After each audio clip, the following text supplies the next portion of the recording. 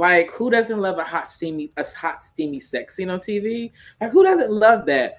But I much more care about the dynamics, the friendships, the wins, the battles. Like, I much more care about that. Like, of course, sex is gonna happen. It's life, but we've seen that. We've done that. It's redundant at this point. Show me more.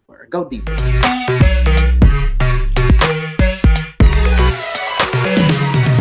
This is Shana. And Kris. And we are Bad Queers. If you came out of the closet and got put in a box of stereotypes you don't belong to, then welcome to the Bad Queers Club. All right, this week in Queer Urban Dictionary, I have mix. Mix is a gender-neutral honorific or title for those who do not wish to be identified by a gender. My sentence is, in the 2019 gender census, mix was the most popular title used, with 31.3% of the respondents choosing it. Wow. So mix, MX. It is a badass title. Yeah, it's pretty cool. Okay. It's pretty cool. Okay, it is. All right, my Queer Urban Dictionary word of the week is Good Judy. Good Judy is reference to well-known LGBTQ plus supporter and icon Judy Garland, used as a term of endearment to describe a trusted friend. My sentence is, taking it a step further, a good Judy is a safe space. And this ties in to the fact that we have company today. We do. We're so excited to welcome Jared Robinson, who is a show creator, executive producer, and writer based in New York City with a background as a senior producer and stylist. Jared has worked with top fashion names, including Marie Claire, Essence, Harper's Bazaar, Gucci, and The Real Real. Originally from a small town with little queer representation, Jared's journey as a Black creative has been one of rediscovery, healing, and advocacy. His latest project, JUDYS, is a deeply personal TV series and love letter to the Black and brown LGBTQIA+ community. The show offers an unfiltered, authentic look at what it means to be queer in New York City today, shaped by real experiences, friendships, and the absence of representation that Jared himself grew up with. Through JUDYS, he's creating the visibility he longed for, blending fashion, storytelling, and purpose to shift narratives in mainstream media. All right, Jared, we're so lucky to have you. Thanks for joining the show. Thank you so much. I'm so happy to be here with you guys. Yeah. So we mentioned in your intro that you're from a small town and bringing the little queer representation that you saw in your small town to your project. Tell us where you're from and just everything small town. Yes. So I'm originally from Dayton, Ohio. So very small town. And as I was growing up, I did not see a lot of queer representation as I was growing up in media and in television and storytelling, and even in what I saw in my day to day. And that impacted me dramatically all up until my adulthood when I moved to New York and kind of pursued my career and got to stretch my wings. So definitely wanting to shed light on the queer community and give a voice to people like us who need it, who don't always have it, and really wanting to create this show with that 10-year-old Jared in mind, that 10-year-old, 12-year-old, 15, 18-year-old Jared who was going through the motions, figuring it out, making mistakes, and just always feeling like I don't know the answer and I can't find it anywhere. So, yeah. Jared, where was the first time you saw somebody? Maybe it was on TV, maybe it was around in Dayton that you were like, okay, they might be like me. Yes, I would say the first person that I saw that kind of might be like me was one of my school teachers. He was a jazz teacher in my high school, and it was probably around ninth grade. And just off of his interest, his mannerisms, I got an inkling that okay, I think I see someone like me, and he also was Black minority, so that just felt good to be seen. And he mentored me and helped me develop into the person I am today, and was constantly always there for me. So I would say he was the first person. It was a great person to see that you can do it. It's going to be hard. It's going to be rough, but you're going to figure it out and you're going to come out on top. Cool. Jazz teacher, of course. Okay, always the performing arts. Right. This is why we have to get the money in the arts, okay? That, and I hear English teachers as well. It's someone from band and then English teachers is what I hear all the time from people, where it was well, my English teacher. And I'm like, yeah, that lines up. That's cool. We love to see that. So then grew up in Dayton, all all school, all like grade school was all in Dayton, Ohio. Yes, so grade school to all through high school was Dayton, and then I went to college in Toledo, but still Ohio. So just a different city, Man. but Ohio was birth until 21, 22 graduating. My goodness, I feel that. How did you make it from Ohio to New York? Yeah. Yes, so I went to school for photography and in fashion. So I knew early on that I wanted to work in the arts in some capacity, and I knew I wanted to work in the fashion space. So I started doing internships throughout college at various like publications. And after my first internship, and I got to come out to New York and stay for the summer, I got bit by the city and by the life, and really got to see that like, okay, like this is where I want to be. And I told myself as soon as I graduate college, I'm going to plan for it. I'm going to save up. Literally, as soon as I walk across that stage and graduate, I'm packing up and I'm moving immediately to New York. Like I'm not waiting a year, 6 months, like, oh, plan it. I told myself, if I don't go as soon as I graduate, I'm never going to go. And I committed to myself freshman year of college after my first internship, and 4 years, every day, every month, every semester was just a reminder, like, it's coming, it's coming, it's coming. And after I walked across that stage in 2015 on Mother's Day, I was in New York 2 weeks later. Bye, Mom. Out. Literally on the train. My bags are sitting right here. That's so funny. They were like, dang, you're not even coming to the 4th of July cookout. You're like, I am out of here. I did enough. You can make it Independence Day. Right. Okay. It's gonna be you said truly, truly celebrating my independence. Thank you so much. Exactly. So Jared, how long do you think it's taken you to like adjust to New York? And I know it's a big city, so it changes all the time, but when did you feel like, okay, all right, I'm a New Yorker, I'm adjusted? New Yorker, yes. So I feel like typical New York natives say about 10 years when you get to claim that you're fully a New Yorker. Granted, I've been here 9 years, but I would say because New York is so fast paced and like the grind is so real, I personally feel like after 2 to 3 years of really living in New York full time, I feel like after that you can call yourself a New Yorker. So I would say after like the 3rd year, I was like, okay, I'm here. You've beaten me up. You've hit me. You've taken me through all the twists and turns, and I'm still standing. I'm not going anywhere. I'm a New Yorker. Yeah, especially when you pay New Yorker prices and taxes. Hello. Yeah, by that time, it's like, nah, I'm a New Yorker. Okay. Exactly. It's like, no, for real. My number one question to my friends is always like, so where's the closest place to do laundry? Because that is the number one thing that keeps me from whenever people are like, could you live in New York? And I'm like, no, I'd have to take walks to go and do my laundry. I can't do it. I've seen my friends, I have a bunch of friends who do Broadway and other types of performances. And so they always end up in New York. And I'm just like, y'all are out here doing it. You're putting steps in everywhere you go.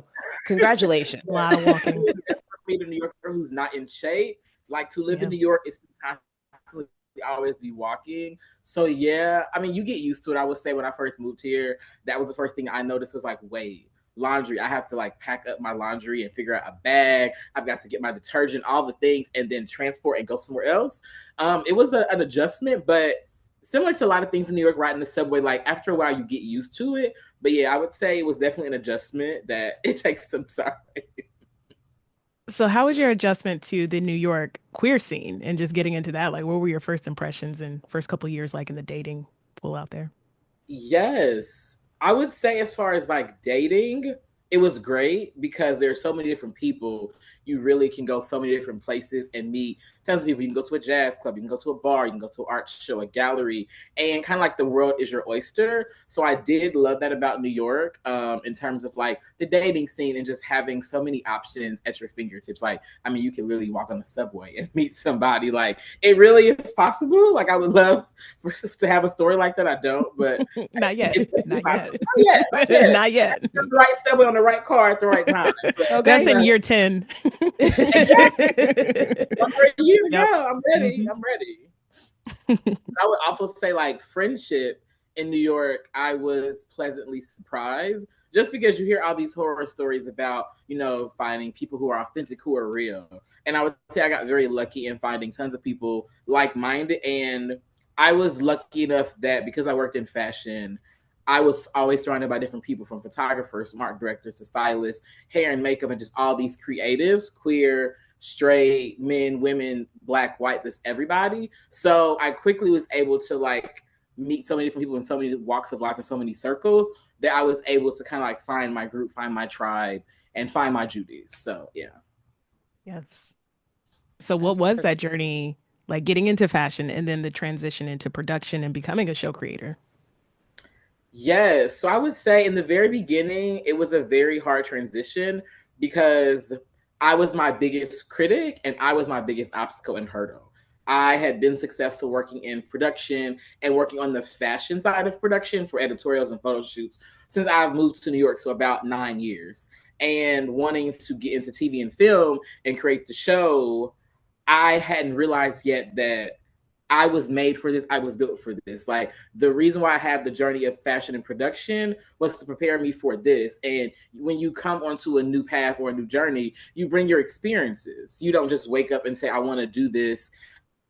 I don't know how to do it. I have to start from scratch. Like you come with a box of tools, and you have to find a way to use those tools and figure out what experiences that you have that can correlate and connect to your current journey. So once I figured that out, it got a lot easier. But I will be honest, in the very beginning, it was hard because I was like, I don't know what I'm doing. I don't know how to do this. And I was kind of making it harder than it needed to be, if that makes sense. And once I realized that, like, wait, you've been on you live on a photo shoot. So shooting a TV show different, but they're the same dynamics. There's a call sheet. The crew, like the cast, needs to get in here and makeup. There's wardrobe. Cast needs to learn their lines. Or poses. Model needs to know the creative production team, the actors. That kind of clicked in my head. They're like, wait, it's a different path, but very similar steps. Once I learned that, it was smooth sailing. Yeah. People don't recognize how like the skill sets in terms of the things that you want to do are naturally ingrained in you already. Yeah. And I think it's just being able to have that right circle and those right people and your right JUDYS to be able to tell you, like, you can already go ahead and do this and build these different things. So what inspired you to create JUDYS, especially now? And if you want to give like a high level, here's what the story is behind the JUDYS and why you were inspired to create it. Yes. And it's actually a very crazy emotional story. And it's kind of like the first time I'm going to be talking about this, but how JUDYS came about to be. So I'm 32 now. I've been working on JUDYS for about 2 years, but I was 29 and 30 was like, she was distant, but she was close at the same time, if that makes sense. Like I saw understand that fully. Like, ooh, in 5 months and 6 months, like the 30, the 20s are over. They're like, that was just on, she was on my shoulders. I'm like, ooh, girl, stand down. I'm not ready yet. So she was quickly just on me heavy. And something about being 29 with 30 approaching, I just was really yearning for a sense of belonging, and I was yearning for community and to see visibility and to see myself more than ever in my 29 years of life. Something about being 29 and like 30 was like 5 months away, 6 and now 4 and 3. That every day, every time I went outside, I was just constantly looking for myself and for people who looked and sounded like me. And I realized that I didn't see it. So after binge watching 3 of my favorite shows, I binge watched Insecure, and then right after that, I binge watched Sex and the City from the very beginning, because this was around the time when SJP announced that it was coming back for a reboot. So of course I had to go back and relive all of Carrie's stories right after Insecure. And then right after that, this was around during COVID when Netflix gave us all of our Black rom-coms. And I was like, oh, I have got to go rewatch Girlfriends and watch it from the very beginning. So after watching all 3 of those shows back to back, while those 3 shows are amazing, they've inspired me in my journey and JUDYS, I realized that even with these amazing stories and creators and visuals that we got to witness and amazing stories, there isn't a show for people who look and sound like me, queer, Black, and brown people. And it kind of just like hit me in the face, like, you're nowhere. And out of all these years, we've seen things change. We've seen a lot of great things happening with a lot of creatives and art directors and TV and filmmakers making diverse content and really getting to see ourselves on TV. And leading roles, we still don't get to see it fully dimensionally with queer characters. And if we do, we're the friend of, we're there for comedic relief. We can get you dressed, and we're your stylist and your photographer, and we're all about the arts. And we're telling you about our sexual escapades. But you don't really get to see characters like us fully 360 dimensionally, the good, the bad, the ugly, the messy. And you don't really get to see that. So I was venting to a friend about all of that, and just like, just venting and just needing a space to just yell, scream, and just say like, this is so not right. And my friend was like, so change it. I was like, change it? I do not work in TV and film. I don't know how to do that. Like, what are you talking about, Willis? And my friend was like, you're a transplant from Ohio. You moved to New York. You are very successful, and you've been here for 8-9 years. So just figure this out too. And I was like, but again, like, I don't do TV film. Like, I don't know how to make a show. Like, I have no idea. My friend said, so again, just figure it out. You figure everything out. Just figure it out. It's just figure it out.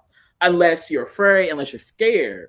And I was like, no, I don't back down. I don't back down. Now, I'm not afraid. So that was literally the beginning and the end, and the rest is history. And after that, I was like, okay, I'm going to make a show. Don't know what I'm doing. Don't know how. Don't know anything, but I'm going to make a show. And that was literally the beginning of the end. That's so funny. You were like, challenge accepted. Right. Let's do this. Jared, I want to back up and ask you, out of the 3 shows you named, Insecure, Sex and the City, and Girlfriends, if you could only choose one, which one would it be? Oh, that's a disrespectful question. One of your children. Because those 3 are iconic. So. Iconic, legendary. Yeah. This may be this may rally the troops, but I'm honestly gonna have to say Sex and the City. For me personally, and I'll explain why. So for me, one, I work in fashion. So anytime a show highlights fashion and just really gets to show that off, you already have my attention.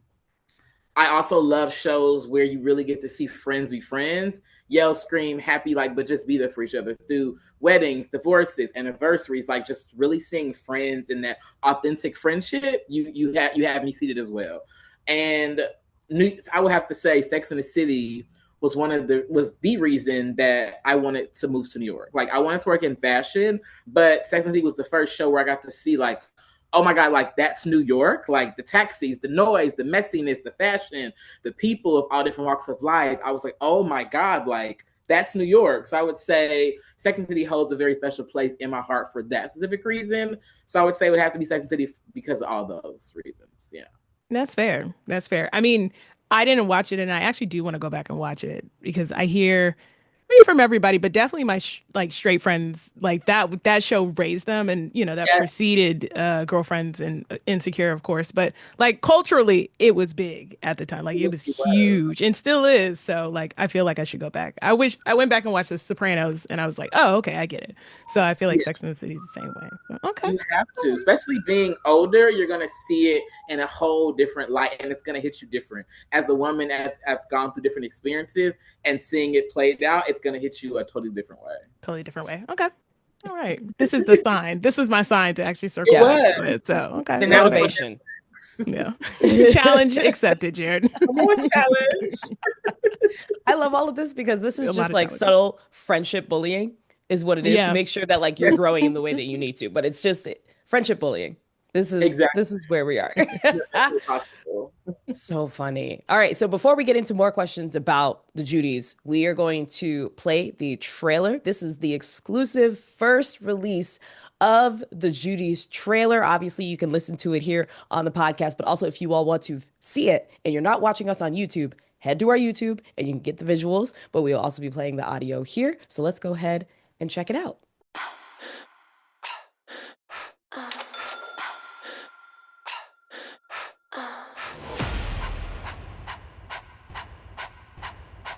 Good morning. The time is 7 a.m. Snooze. Calling work. Off. Alexa, off. Call ended. When was the last time you had any tea to speak up, Auntie? Who, me? I've been working. On what? 48 hours to get those artist submissions to me, or the board and I unfortunately might have to start reevaluating your commitment to this company. Look, I have told you guys that I will start dating when I am good and ready, and currently, right now, I'm just not good and ready. Because I don't know if you knew, but dating is easier than ever now. You just have to get online, It's like shopping. Put it in the cart. For a human being, that's impersonal. Ooh, BBE. I'm sorry, but it's so funny to me that the same girls who be trash talking on my live are the girls who be taking my tricks. Here I thought I'm at the love of my life. Turns out he's just using me for clout, attention, exposure. Yo, what are you doing? Lately, it just seems like that's what all these guys want me for. Stay in your place. We all know, niggas be trifling. Well. If it ain't Mr. Hit It and Quit. Word to the wise, baby. Don't waste your time and energy. He ain't shit, and he knows it. I have a washer and dryer back at my place. You're giving your significant other oral sex. I swear before God. Darling, hello, hi. You've been quiet in the corner. What's up? One of them executives probably get on his last nerve. You know, young, gifted, talented, and black. They hate to see it. Because Lord knows, as much as they annoy and toy with me, these white people will not be stealing my joy.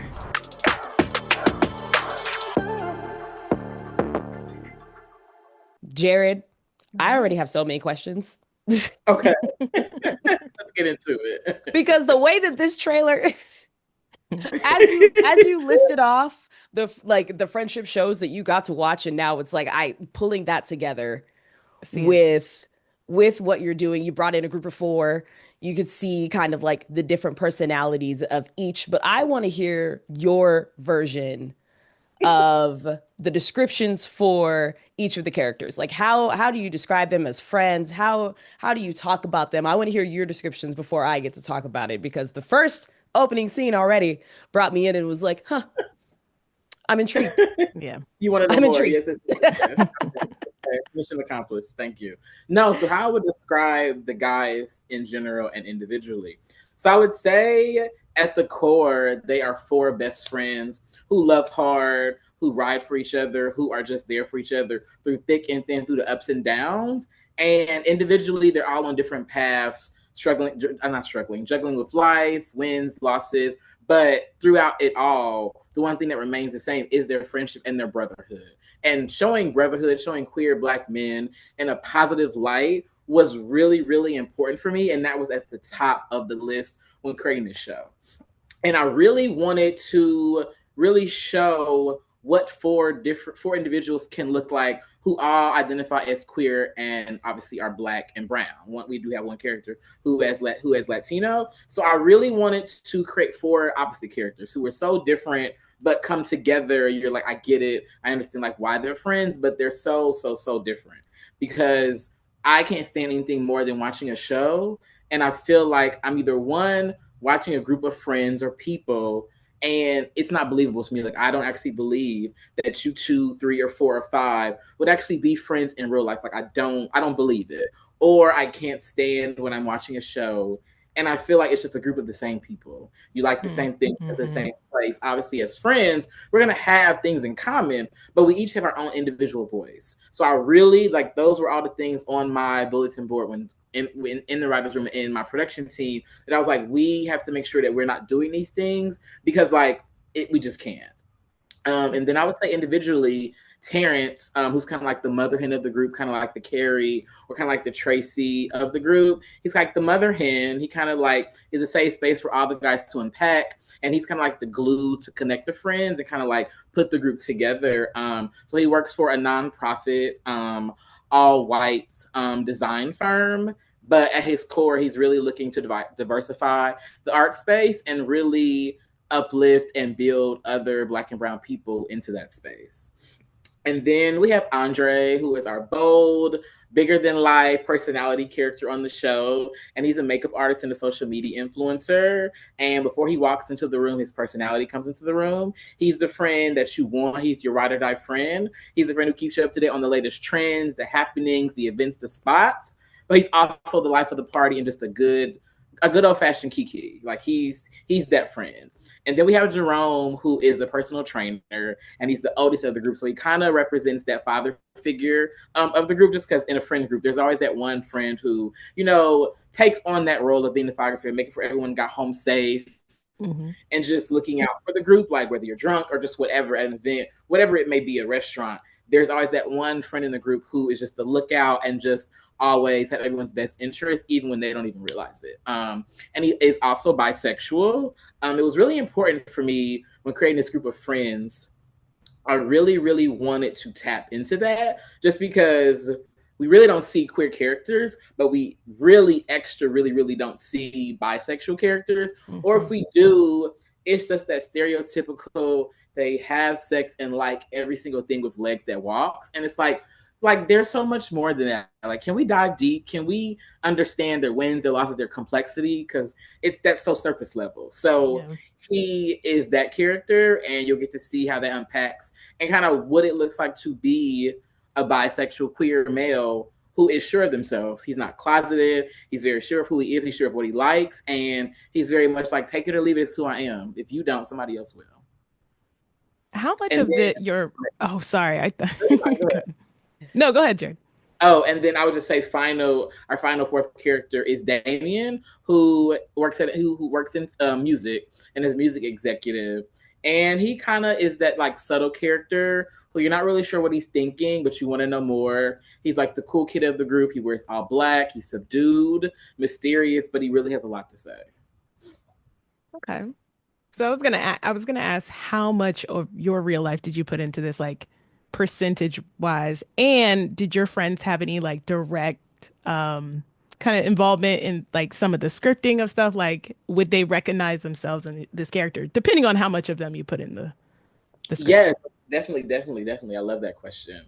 So I would say a lot of it was definitely inspired by my experiences and my friends' experience and just things that I've witnessed and seen in New York, right? Like, New York is the perfect vessel to make a show like this because things are happening every day. Living here for 9 years, I have stories for days. And similar to like a Sex and the City and a Girlfriends, what I really, really love about both those shows that they did so well was when both group of girls were dating, the issues that they went through felt so real. Like, even as a gay guy, I would watch what Carrie or Tracy and Joan would go through. And I would say, like, I've heard my female friend talk about that. Like, I can see this happening. I've been on a train or walking, and I've heard a guy and a girl have this argument. Like, the stories and issues felt so authentic and so real. So I definitely wanted to kind of bring that inspiration into the show.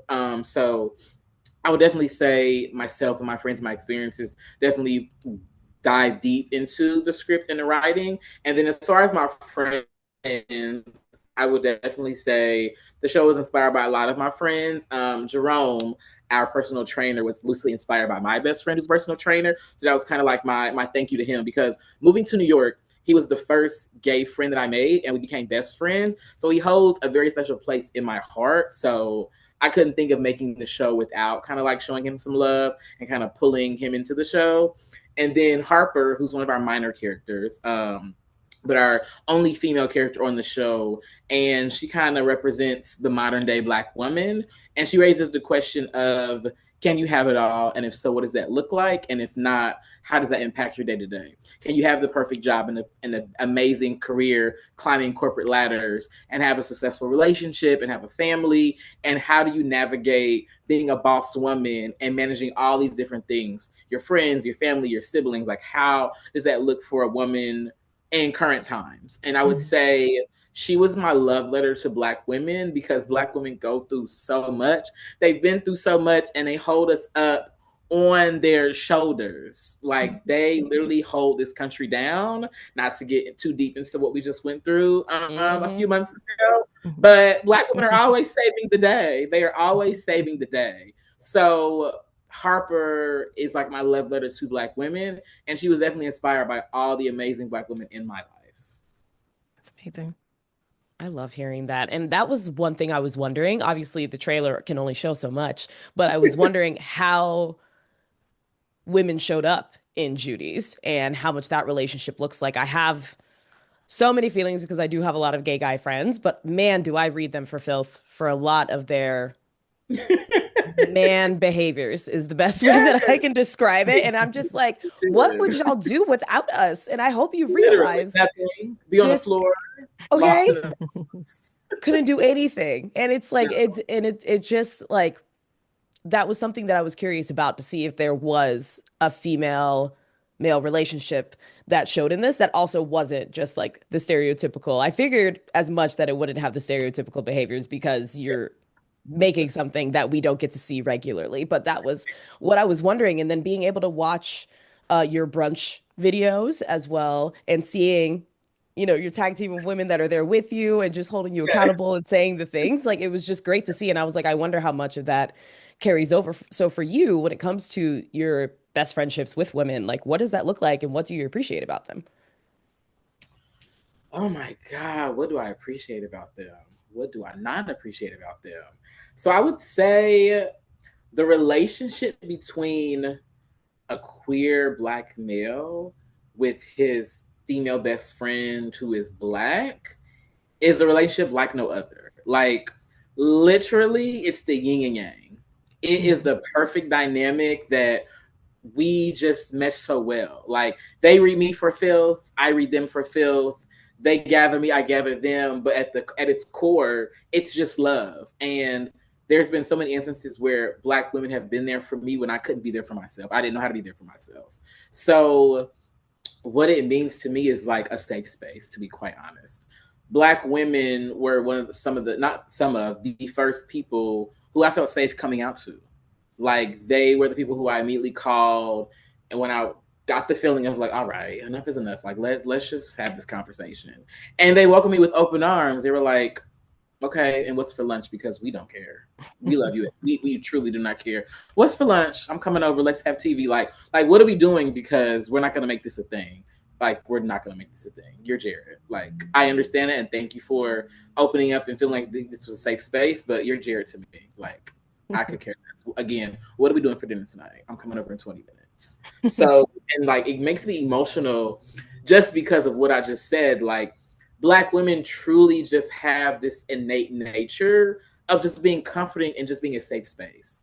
Like, any of my female best friends call me, text me, I don't know what comes over me. It's just an instant gratification and just lightness and happiness. It's like when you see your mom and she doesn't have to say anything or do anything, but it's just like, ooh, like it's safe here. Like you can let go. Like you're not outside. You're not battling the demons of like life and all that. Like you're home. Like it's good here. You're on the bosom. That's what Black women do for me. Love that. And that's what they do for all of us. Yeah, right on the bosom. I hope this isn't a spoiler, but with this group, does anybody hook up? No. Okay. That was one of the rules. So when we started this, I literally said, I was like, you know, we're making a show about queer Black men. It's not on TV. We haven't seen it in a very long time since Noah's Ark. Shout out to Noah's Ark for being the blueprint. We haven't seen it. And I literally said to my team, there are so many stereotypes that surround queer Black men. And I said, we've got to defy those, and we cannot be what people expect us to be. And one of those stereotypes that really just lingers that I'm so tired of is that people assume that we just hook up with any and everything that walks. And I'm like, who started this? Like, we have standards just like you have standards. Like, just because it walks doesn't mean we want it. Like, what is that? So that was definitely one of the rules when creating the show. I was like, this will never, ever happen. Like writers, production, everybody involved, get it out of your mind. Don't ask it again. Like, it's on the board of like never happening. Don't ask again. It's like done. Season 2. No. Like never, ever, ever, ever. Not at the finale, the ending. No. I love that. I mean, because you know, queer men and women, it gets there with that. So it's refreshing. It's real. It definitely happens. Yeah. No, I love that. Was there anything else on that board where you're like, this isn't, Thank you. We're going to make sure you go in there, Shana. Yeah. What else is like, this is not happening in my series? Yes. So I told them, I was like, we will not create one-dimensional characters. I said, if the character is angry, we need to know why. You can't just create an angry character and they're just out the gate angry. That's fake. That's not real. Anybody in real life, there's a story behind it. So I said, we will create three-dimensional characters that will have a through line. And that will be, another thing that was on the board that was really important. And I even had to make sure with myself, because I wanted to craft these characters so well, but I had to put on the board that we can't create perfect characters because there are no such thing as perfect people. We're all flawed, we're complex, we're messy, we fuck up, we have wins, we have losses. And the joy about watching a show and rooting for a character is that you root for them even when they have their downfalls. Even when they mess up and you're yelling at the screen like, what's wrong with you? Why would you take him back? Like all those different emotions. It's because you've created a relationship with that character and you want to see them win. You can't champion for a character and root for them and follow their journey if they're always winning, if they're always on top making the right decisions, because let's be honest, who in this world is doing that? And if they are, please have them knock on my door so I can ask them how they're doing it. Right. So that was very much on the board at the very time. I love that. Just all caps. Literally. Don't do that. Don't. And I think on top of the things that you have on the board, one of the things that you also notice in the trailer is that while you see that sex is a part of the show, because that is a giant part of the queer community in general, it feels like the key focus is more so around the friendships being built rather than the sex life. It's like the sex life is just a part of your everyday, but it's around the friendships and how you're navigating, because you mentioned brunch immediately, you mentioned work drama immediately, you're talking about dating immediately, and then it's like a sprinkle of sex. And you don't get to see that often. I love that. Yes, thank you. Yes. That was really important for me because I just feel like we're so much more than that. Like, who doesn't love a hot, steamy sex scene on TV? Like, who doesn't love that? But I much more care about the dynamics, the friendships, the wins, the battles. Like, I much more care about that. Like, of course, sex is going to happen. It's life. But we've seen that. We've done that. It's redundant at this point. Show me more. Go deeper. Because if all you can give me is a hot, steamy sex scene, you're not really bringing me anything as a viewer. And I really focused on, because I am a very big TV goer. Like, I love TV. I have a million shows. I have watch lists, have watch parties. Like, I am a TV fanatic. So I really said to myself when making the show and going on this journey, what are things that I can't stand when watching TV shows? And what are things that I love? And I personally do not like a show where every other scene we're bumping and grinding. We got it. We get it. We know how to do it. We understand. They're bumping and they're grinding. It's hot and steamy. Everyone's hot. They're bothered. Like they're revved up. We get barely it. had a conversation. It's like, what characters? I'm like, who is this person that she's sleeping with? We don't even know him. Like, how did we get here? This is how I feel about all my friends who get on Grindr, and they're just like, oh yeah, I just went out and hooked up. And I'm like, you see the person's face? Do you know their name? And they're like, no. Do you know? Out of control. Out of control. It stresses me out. Y'all stress me out, okay? Yeah, totally. We've got to work on that. Get some support groups or something. Something. Like, no, that's real. Look, Jared, tell us about the behind the scenes work. Like, what did it take to get this show created and produced? And also, before you answer that, yes, you're doing almost everything. You're producing, you're dressing folks, you're art directing, you're handling, you're setting up the rules. Like, are you tired? Are you okay? Right? I have not had a nap in 2 years. I have not had a real nap in 2 years. Let me tell you. But thank you for calling that out. It's been a labor of love, and I'm able to really give so much and give all of myself because I have a lot riding on this, but once I really jumped into it and I really started making the show, as I mentioned earlier, the beginning part of making the show was honestly a very selfish act. It was for myself. I wanted to make something that I wanted to see. Like, what do I want to see on TV right now? Let's make that. That's how it started. But along the journey of talking to people, connecting, building my team, I realized that, oh, this show isn't just for me. This is for everybody. This is for the queer community. This is for straight people who like us, want to know about us, but also for people who really don't have any queer friends, don't have any queer siblings, and truly have no idea what we go through on a daily basis. This show is for you. Please tune in. And as I went along my journey, I realized that this show is my love letter to the queer community, for seeing me, for loving me, for accepting me, for being for being like me, for being my tribe. This is my love letter for them because we go through so much on a daily basis simply for being ourselves. Like, can you say that 5 times and really process that? Like, we go through so much simply by just being alive and breathing. Like, what? Not only being Black, but now we queer too. It's like a double entendre. Like, ooh, you Black and you queer, baby. Wear your jacket, wear your vest. So really like sitting with that, I was like, oh, I've got to make this for that 10-year-old and 12-year-old Jared to really be a hug to people, because what we go through in daily life is so much. So that's really how the show came about to be. Love that.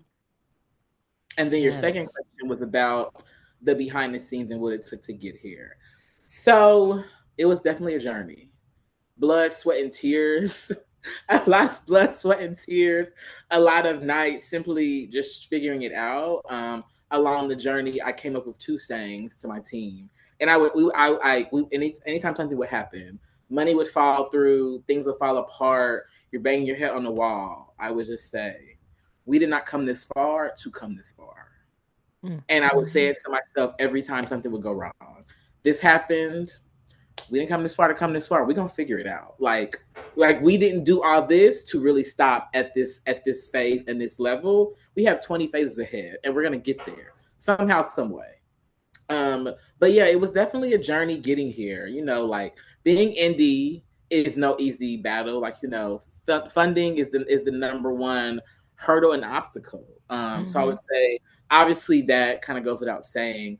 But another hurdle that I definitely experienced was visibility and really trying to just get the word out there, because at my core, I believe people resonate with the show and love it. But it's like, okay, how do you spread the message? How do you spread the word? How do you get people to rally around you, but they don't even know you exist? They don't even know about it. So again, being indie definitely comes with that. So those are a few of the hurdles that I definitely experienced.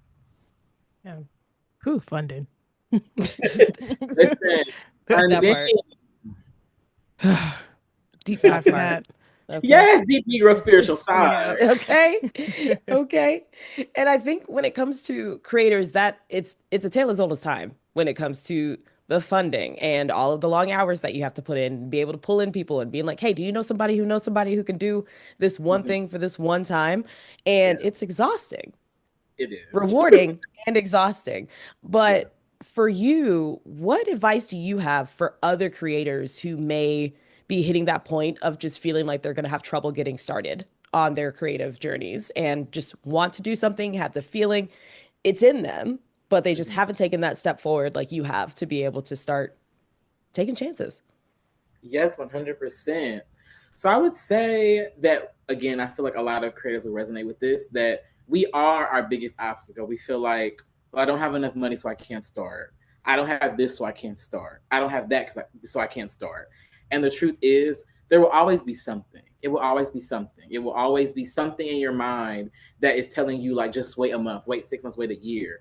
And you kind of just have to start and literally figure it out as you go. Like, once you just physically start and you get your mind and your body grooving and you're really in it, everything else will fall into place because it has no choice but to. You will figure it out because you have no choice but to. But the first step is truly just to start. No matter what you want to do, that is the name of the game. It's literally simply to start. Jared, how do you want people to feel when they watch JUDYS? Yes, how do I want people to feel? I want people to feel seen. I want people to have various emotions. I want them to laugh, to cry.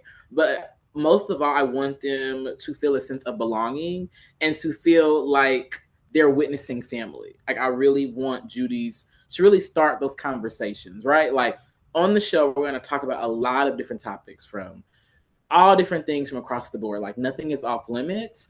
And I really want the show to kind of start the conversation that friends and family members and siblings are then having after they watch the show. Like, we start the conversation on the show, but then I want you guys to continue it in your circles, in your immediate groups.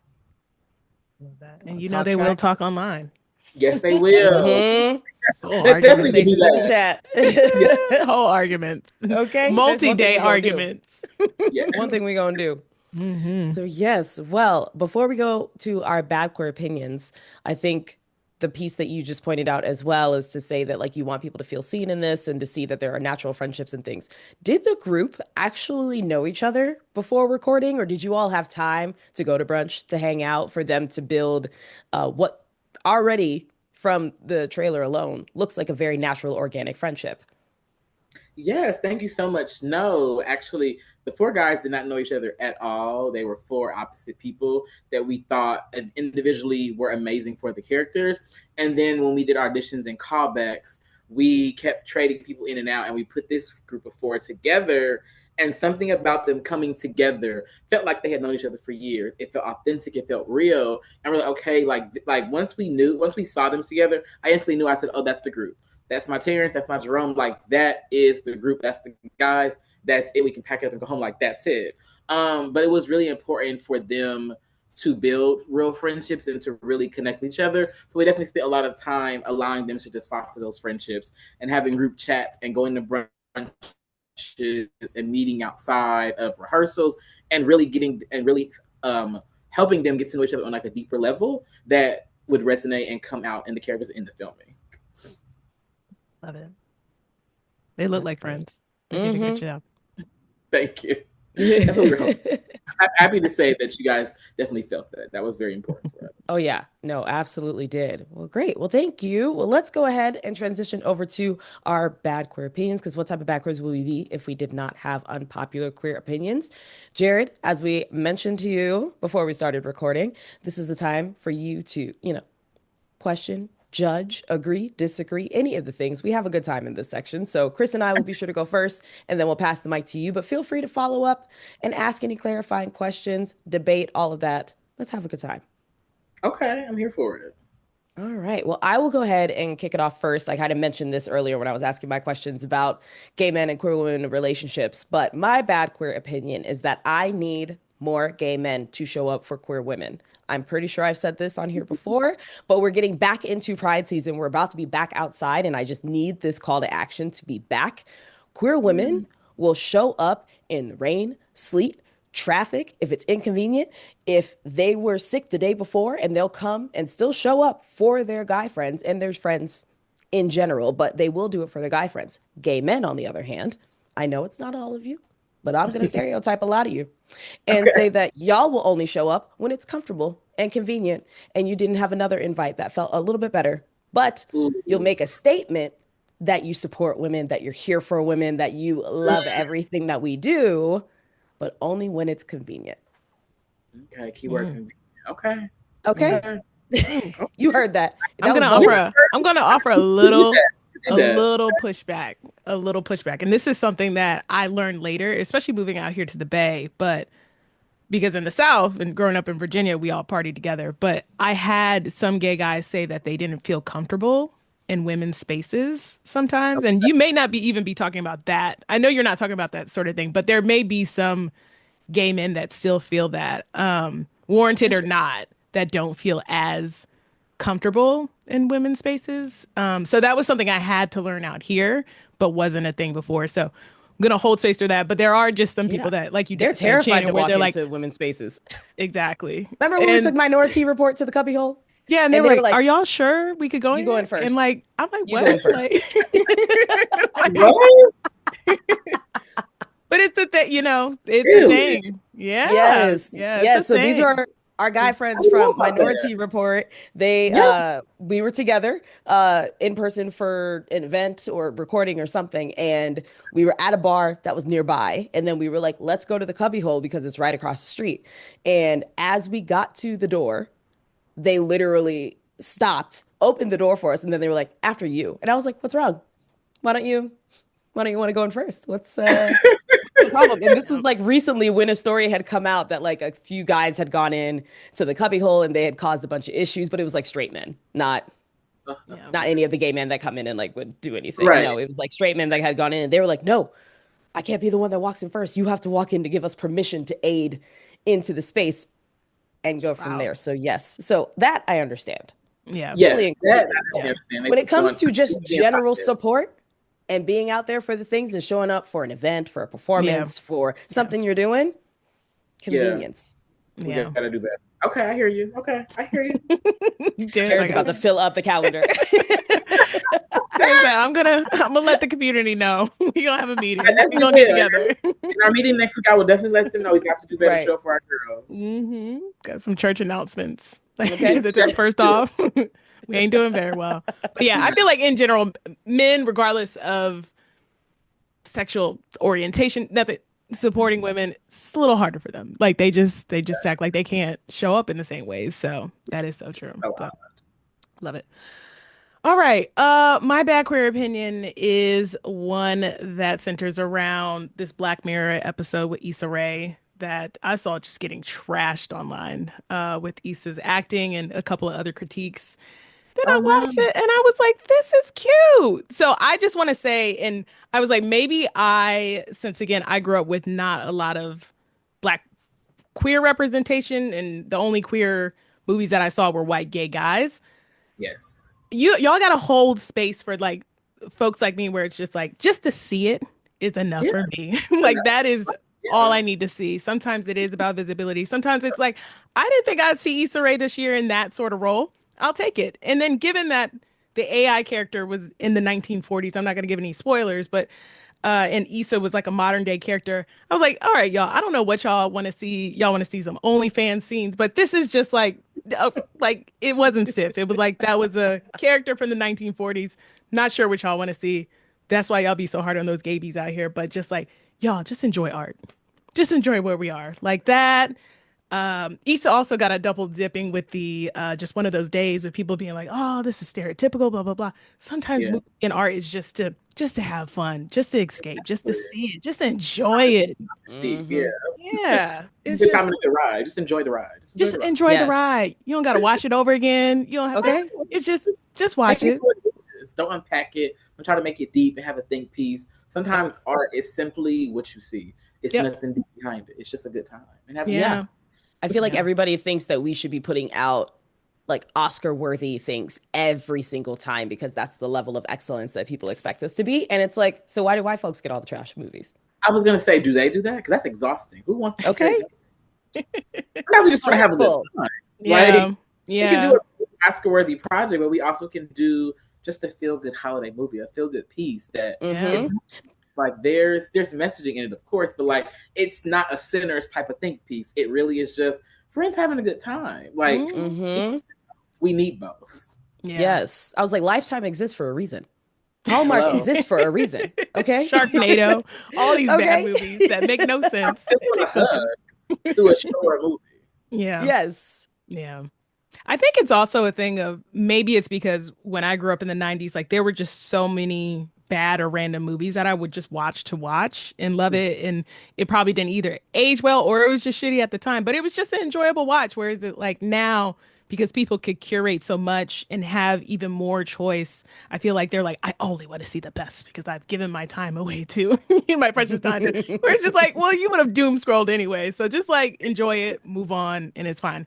And that doesn't mean we can't critique these things, but people are just like, I guess some of the critiques were just like, nah, that's some personal shit. And that's also like, just enjoy the movie. Like enjoy these scenes. Enjoy Issa having this moment, you know? So I don't know. I loved it. I thought it was cool. So people just enjoy art. Yes. Everything's not a think piece. I love that. All right, Jared, what is your bad queer opinion? Yes. So my bad queer opinion is that we need to see more queer characters who are messy and chaotic and flawed. Boring gays are just that boring. Like perfect gays are so boring, and I'm tired of seeing that we really need to see queer characters who just are living life, going through the motions, and really getting to see their ups and downs and their wins and their losses. So I really feel like it's enough of that. Like when you do make a character like us who identifies within the queer community, like they don't have to be perfect. They can get it wrong. They can hit themselves upside the head and fall, and we can watch them get up and figure it out. Like I'm tired of it. It's so boring. I like that. I will ask, do you think that there's a certain type of messy we should see? Because like I feel like when I think of messy and I think of messy like gay characters, I think of reality TV shows, or I think of them writing in like the messy sidekick where that's just one dimensional of messy. Do you think that there are messiness that we haven't explored yet that we should see? Yeah, I think there's a ton of messy queer type of characters that we haven't seen. I would love to see messy characters in the workplace what does that look like? Like, I love to see things that I go through on a daily basis. But show me a queer character who's like trying to figure out at work, and they're a mess, whether they're bad at their job, trying to get better, trying to foster better skills at that job, what have you. Like, let's see that. We never get to see that. Yeah. Okay. I would live to see that in the workplace. Would live. It's something. It's something. Okay. Love that. Yeah. Well, thank you for that, Jared. Mm-hmm. Well, all right. Well, I can't believe we've made it to the end of the show, but we would never leave you without giving shout outs to our faves. My shout out this week goes to Trans Guy Supply, which is the world's leading trans-owned online marketplace dedicated to supporting trans men, trans masculine, non-binary, gender non-conforming, trans folks, butches, and allies. In simple terms, it's a gender-affirming online retail marketplace. You can follow and support them on Instagram at Trans Guy Supply. Oh, my shout out is to Get Free, a Black Feminist Reunion. Excuse me. This is the largest Black feminist gathering in the U.S. Join them from June 5th to the 7th at the Hyatt Regency New Orleans for a weekend of energizing workshops, inspiring keynotes, and powerful discussions. They're celebrating their rich history. I think it's 10 years for them. Strategizing for the future and looking for ways to build a vibrant Black feminist future together. You can follow them on IG at Black Feminist Future. All right, Jared. Love that.